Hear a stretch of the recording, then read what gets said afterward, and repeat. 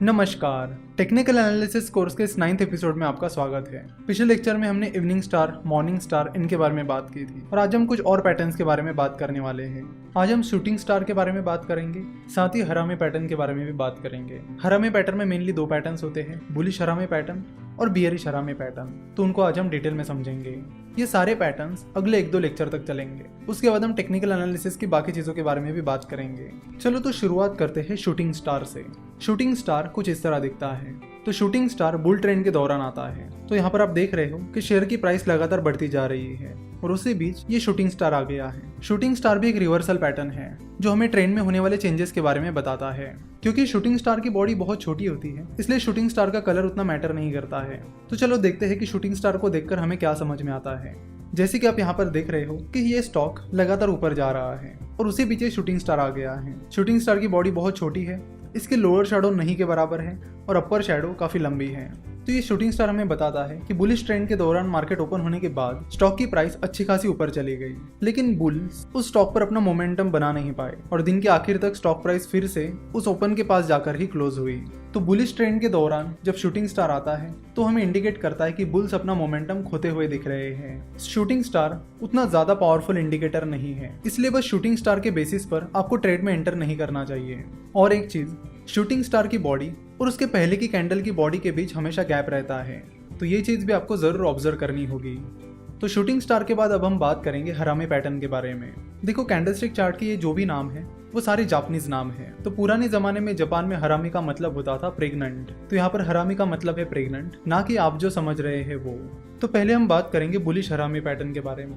Bullish हरामी pattern कुछ इस तरह दिखता है और डाउन ट्रेंड के दौरान आता है। तो हरामी पैटर्न 2 कैंडल से बना हुआ होता है। इसमें जो बड़ी कैंडल और पहली कैंडल होती है उसे मदर कैंडल कहते हैं और जो दूसरी छोटी कैंडल होती है उसे बेबी कैंडल कहते हैं। तो बुलिश हरामी पैटर्न में ये जो पहली कैंडल होती है वो हमेशा रेड होती है। तो जैसे कि आप यहाँ पर देख रहे हो कि डाउन ट्रेंड चल रहा है और शेयर की प्राइस लगातार गिर रही है, उसी पीछे पहली कैंडल आ गई जो हमें बता रही है कि उस स्टॉक में या मार्केट में बियरिश ट्रेंड चल रहा है और शेयर प्राइस लगातार गिर रही है। उसके बाद ये सेकंड कैंडल आती है जिसकी बॉडी काफी छोटी होती है। इस सेकंड कैंडल का कलर ज्यादा मैटर नहीं करता है क्योंकि उसकी बॉडी बहुत छोटी है। तो ये सेकंड कैंडल यानी बेबी कैंडल हमें बताती है कि उसकी ओपनिंग प्राइस उसके पहले वाली कैंडल यानी मदर कैंडल की क्लोजिंग प्राइस से ऊपर है। तो ये चीज हमें बताती है कि उस स्टॉक में या मार्केट में बुल्स ने एंट्री कर ली है। लेकिन फिर बुल्स उस मोमेंटम को दिन भर बनाए नहीं रख पाते और उस स्टॉक की क्लोजिंग प्राइस उसके ओपनिंग प्राइस के पास जाकर ही क्लोज होती है। तो यहाँ पर सेकंड कैंडल यानी बेबी कैंडल की क्लोजिंग प्राइस भी उसके पहले की कैंडल यानी मदर कैंडल की क्लोजिंग प्राइस से ऊपर है। तो ये चीज हमें बताती है कि मार्केट में बुल्स ने एंट्री कर ली है। पर बुलिश हरामी कैंडल उतना स्ट्रॉन्ग इंडिकेटर नहीं है कि जिसके बेसिस पर आप तुरंत मार्केट में पोजीशन ले सको। जैसे कि हमने देखा था कि मॉर्निंग स्टार और बुलिश इनगल्फिंग पैटर्न इन्होंने हमें बहुत स्ट्रॉन्ग इंडिकेटर्स दिए थे जिसके बेसिस पर हम आसानी से ट्रेड शुरू कर सकते थे। पर यहाँ पर बुलिश हरामी पैटर्न का इंडिकेटर उतना स्ट्रॉन्ग नहीं है, ये बस बता रहा है कि उस स्टॉक में या मार्केट में बुल्स ने एंट्री कर ली है। पर बुलिश हरामी पैटर्न को देखकर आप समझ सकते हो कि बुल्स पूरे दिन भर अपना मोमेंटम बनाए नहीं रख पाए, जिसकी वजह से आप कॉन्फिडेंटली अपना ट्रेड शुरू नहीं कर सकते। तो हमने देखा था कि इनगल्फिंग पैटर्न में दूसरी कैंडल पहली कैंडल को कवर कर लेती है और जैसे कि आप यहाँ पर देख सकते हो कि हरामी पैटर्न में पहली कैंडल दूसरी कैंडल को कवर कर रही है। तो बुलिश हरामी पैटर्न में चाहे पहली और दूसरी कैंडल की जो शैडोज है वो कहीं पर भी हो, लेकिन पहली कैंडल की बॉडी को यानी मदर कैंडल की बॉडी को बेबी कैंडल की बॉडी को कवर करना होता है। तो बुलिश हरामी पैटर्न को आइडेंटिफाई करते वक्त आपको ये चीज हमेशा ध्यान में रखनी होगी। चलो तो बात करते हैं बियरिश हरामी पैटर्न के बारे में।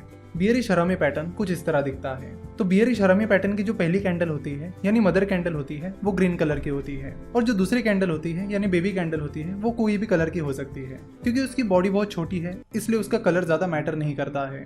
तो यहाँ पर आप देख सकते हो कि बियरिश हरामी पैटर्न अप ट्रेंड के दौरान आता है और यहाँ पर शेयर की प्राइस लगातार बढ़ रही है। उसी बीच ये पहली कैंडल आ गई है जिसने हमें बता दिया है कि मार्केट में या उस स्टॉक में बुल ट्रेंड चल रहा है और स्टॉक की प्राइस लगातार ऊपर जा रही है। तो ये पहली कैंडल हमें बताती है कि मार्केट में बुल ट्रेंड चल रहा है और बुल्स उस स्टॉक में या मार्केट में अपना मोमेंटम बनाए रखने में कामयाब हो रहे हैं। उसके बाद ये सेकंड कैंडल आती है। आप देख सकते हो कि सेकंड कैंडल की ओपनिंग प्राइस उसके पहले की कैंडल की क्लोजिंग प्राइस से नीचे है। तो ये चीज हमें बताती है कि उस स्टॉक के शुरुआती दौर में ही बियर्स ने उस स्टॉक में एंट्री कर ली है लेकिन बियर्स अपना ये मोमेंटम बनाए नहीं रख पाए और दिन के आखिर में उस स्टॉक की क्लोजिंग प्राइस उसके ओपनिंग प्राइस के पास जाकर ही क्लोज हुई। तो और एक चीज आपको यहाँ पर जो देखनी है वो ये कि उस स्टॉक की क्लोजिंग प्राइस अभी भी उसके पहले की कैंडल की क्लोजिंग प्राइस से नीचे है। तो ये चीज हमें बताती है कि उस स्टॉक में बियर्स ने एंट्री कर ली है।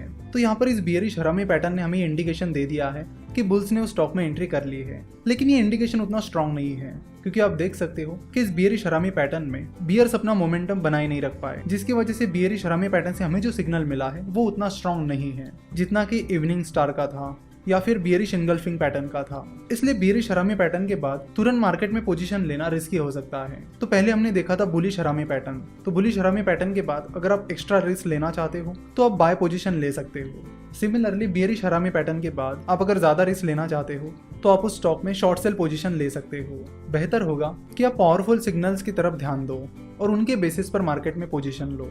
तो आशा करता हूँ कि इस एपिसोड से आपको शूटिंग स्टार और बुलिश और बियरिश हरामी पैटर्न के बारे में अच्छे से जानकारी मिल गई होगी। धीरे धीरे इन पैटर्न्स को समझते समझते हम पूरे कैंडलस्टिक को एनालाइज करना सीख जाएंगे, जिसके बाद चाहे कोई भी चीज़ हो आप तुरंत उसे आसानी से एनालाइज कर सकते हो कि ये पैटर्न कौन सा हो सकता है, इसका मीनिंग क्या है और उसका इंडिकेशन क्या है। आने वाले 1-2 लेक्चर्स में हम और कुछ पैटर्न्स के बारे में बात करेंगे। देखो, टेक्निकल एनालिसिस उतना डिफिकल्ट नहीं है जितना आप समझते हो। अब अगर इसे ध्यान से समझोगे, हर एक पैटर्न को अच्छे से समझोगे, तो आप बड़े आसानी से टेक्निकल एनालिसिस को सीख जाओगे। आगे चलकर टेक्निकल एनालिसिस में और भी कई सारी इंटरेस्टिंग चीजें आने वाली है, जिसको सीखते हुए हमें काफी मजा भी आने वाला है। तो आशा करता हूँ कि आपको आज का एपिसोड पसंद आया होगा। हमसे जुड़े रहने के लिए आप हमें फेसबुक, ट्विटर और इंस्टाग्राम पर फॉलो कर सकते हो। साथ ही आप हमारी वेबसाइट www.finnovations.com भी विजिट कर सकते हो। हमसे जुड़े रहने के लिए आपका बहुत बहुत धन्यवाद।